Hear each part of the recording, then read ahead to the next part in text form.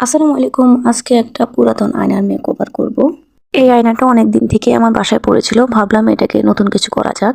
আমার হাত থেকে পড়ে এই জায়গাটা একটু ভেঙে গিয়েছিল। সেই জন্য ভাবলাম এটাকে নতুন করে আবার কিছু একটা করি। আয়নাটাতে আমি টেক্সচার আর্ট করব।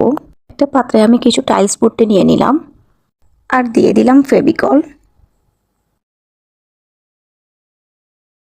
দিয়ে দিলাম কিছু হোয়াইট অ্যাক্রিলিক কালার। এবার সবকিছু একটু মিক্স করে নিচ্ছি। একটু পানি অ্যাড করে সবগুলো খুব ভালোভাবে মিক্স করে নিচ্ছি।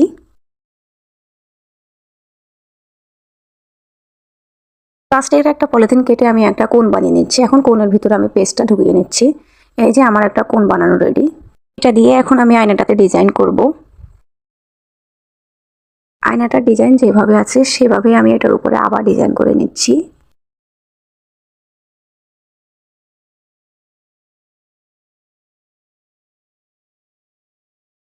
এভাবে একে একে সবগুলাতে আমি ডিজাইনটা করে নিচ্ছি।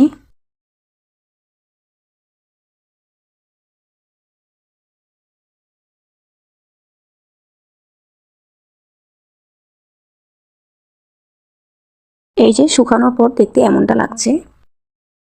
এখন এটাতে কালার করব। কালার হিসেবে আমি মনমার্টের অ্যাক্রিলিক কালারটাই নিয়েছি।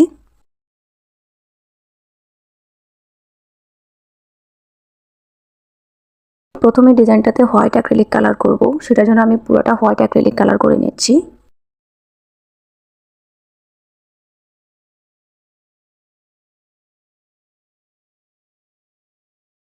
এবার ডিজাইনটাতে আমি ইয়েলো কালার করব।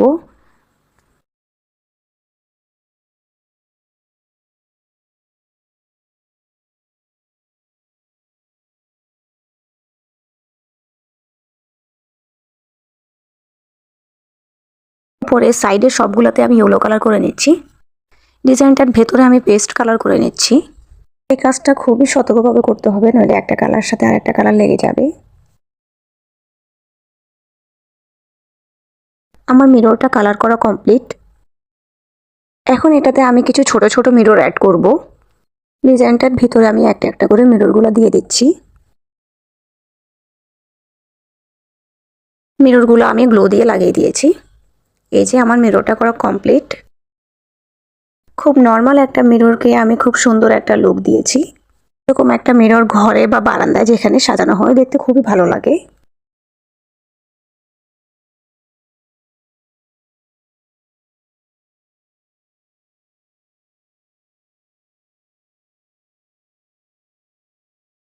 আজকের ভিডিও এই পর্যন্ত। দেখা হবে নেক্সট কোনো ভিডিওতে। ততক্ষণ পর্যন্ত সবাই ভালো থাকুন, সুস্থ থাকুন। আল্লাহ হাফেজ।